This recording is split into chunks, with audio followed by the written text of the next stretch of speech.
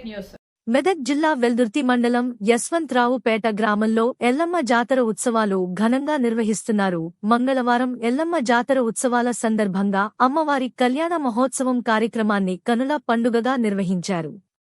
పెద్ద ఎత్తున భక్తులు ఈ కార్యక్రమంలో పాల్గొని స్వామివారి కళ్యాణం తిలకించారు. అమ్మవారికి ఒడిబియ్యం సమర్పించి మొక్కులు తీర్చుకున్నారు. సాయంత్రం గ్రామంలో బోనాల ఊరికి కార్యక్రమాన్ని ఘనంగా నిర్వహించారు.